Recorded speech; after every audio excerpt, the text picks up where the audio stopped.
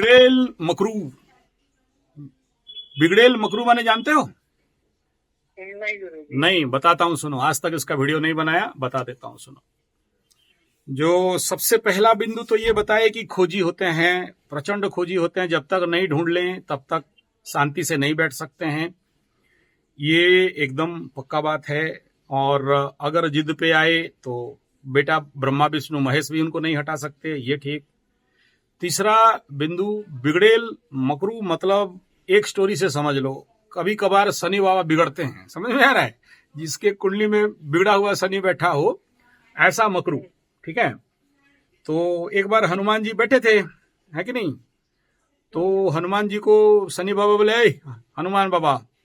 नया नया उस समय शनि बाबा, पता नहीं था उनको, थोड़ा सा हो सकता है कहीं से मिल गया हो, थोड़ा सा उठा लिए हों। तो बोले, "मेरे साथ लड़के देखो, तुम बहुत अपने को वीर हनुमान बोलते हो, छोड़ेंगे नहीं।" तो हनुमान जी बोलते, "नहीं, मेरे को थोड़ा सा जप उप करना है और महेंद्रगिरी जाना है, अभी मेरा संध्या समय हो गया। ऐसे तो नहीं छोड़ेंगे तुमको, हमसे थोड़ा सा एक बार हाथ दो हाथ करके देखो, थोड़ा सा प्रैक्टिस करके देखो।" समझ में आ रहा है? तो हनुमान जी बोले, "देख, छोड़ दे बेटा शनि, मेरे को, तू बच्चा है।" बोला, "ना ना ना, ऐसा नहीं होगा, हम थोड़ा सा तीर धनुष चलाएंगे, आपके साथ भिड़न होगा।" फिर बोले, फिर नहीं समझा तो हनुमान जी उड़ने लगे। तो वो शनि बाबा अपना तीर धन कमान जो भी था निकाल के एकदम तैयार हो गए।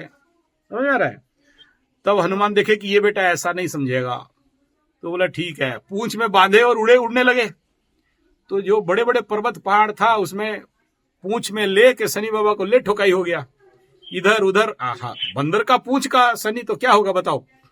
समझ में आ रहा है? शनि शनि बेचारा बंदर के पूंछ में लटक गए। तो जो नहीं होना चाहिए वो हो गया, इधर लगा उधर लगा, शनि बाबा को बहुत ठोकाई पड़ गया।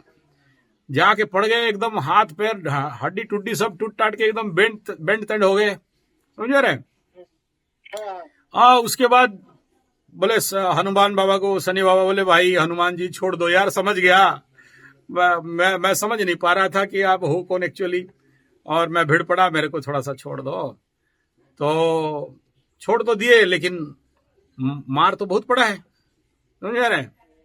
तो फिर बोले कुछ बहुत दर्द दे रहा है, तेल उल थोड़ा सा हनुमान जी। तब से नियम क्या बना कि हनुमान जी को तेल समर्पण करके अगर शनि बाबा को दे दिया जाए तो शनि बाबा और किसी को कई प्रकार का और कष्ट वगैरह नहीं देते या माफ कर देते हैं, जो भी हो, क्योंकि शनि बाबा का पीड़ा घट जाता है। और इसी के लिए बन गया क्या कि शनि मंदिर में जाके तेल का अभिषेक करो, है ना?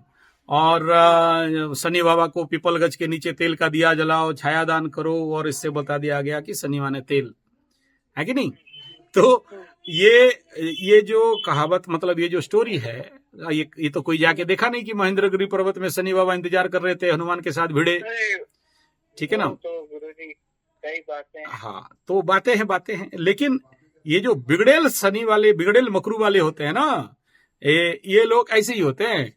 समझ में आ रहा है? अगर वो बेटा आगे भिड़ने में तो फिर नहीं देखते कि सामने हनुमान जी है या और कोई है।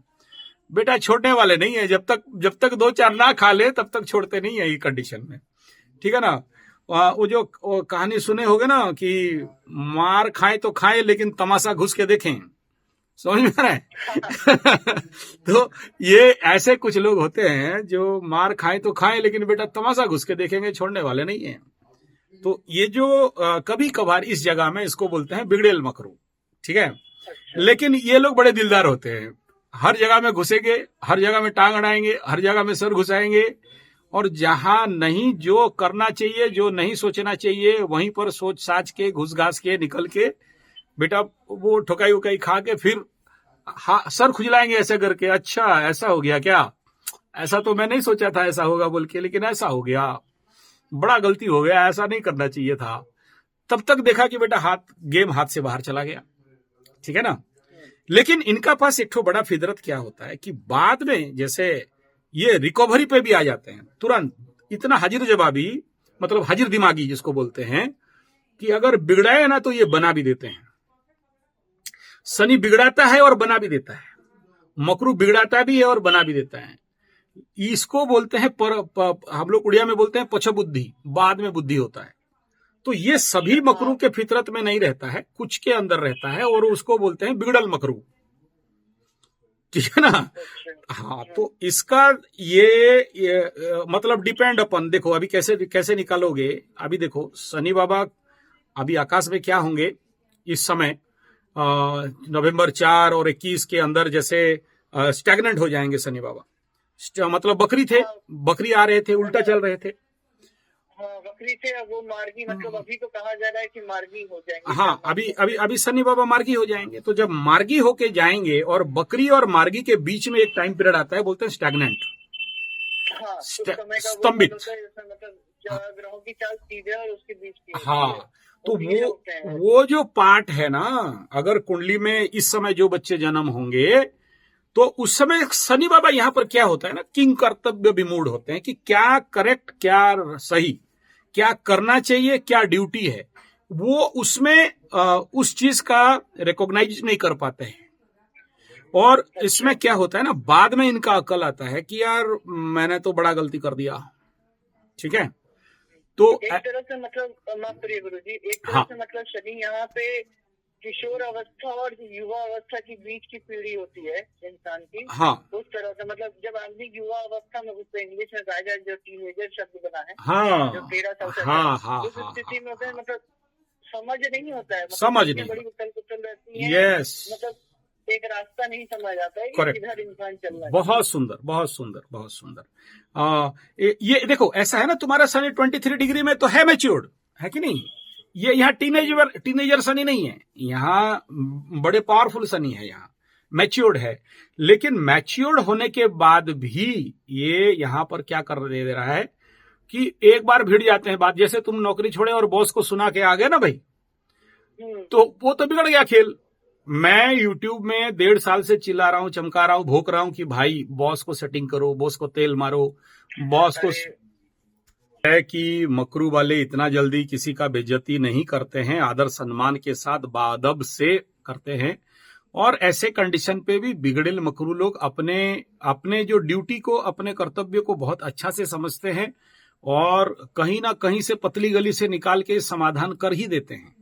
ये इसमें कोई बहुत ज्यादा प्रॉब्लमेबल फैक्टर नहीं है, कर ही लोगे, ये दिख भी रहा है। लेकिन ये है कि अगर आप इस एनर्जी को समझ जाओगे एक बार ना, कि अगर कुंडली में बिगड़ेल शनि और बिगड़ेल मकरू बन रहा है, तो उसको थोड़ा सा हम लोग सोच समझ के डील करेंगे तो आगे सेफ रहेंगे। क्योंकि देखो एक बहुत जल्दी मेरा एक वीडियो आ रहा है, अगला 30 साल मकरू के लिए, मतलब हर एक ढैया का, मतलब जो 12 ढैया उसको झेलना है, कैसे कैसे ढिलेगा, तो अभी से झिलेगा तो अभी से मतलब 30 साल का प्लानिंग कर लेगा तो प्रॉब्लम नहीं रहेगा। तो ऐसे ही आप समझो कि आपका कुंडली में रेयरेस्ट टू रेयरेस्ट शनि ऐसा मिलता है, और आप जैसे आदमी जरूर पहले प्रॉब्लम खड़ा करते हो, लेकिन उसके बाद आप ही खुद समाधान निकाल लेते हो, ये पक्का बात है।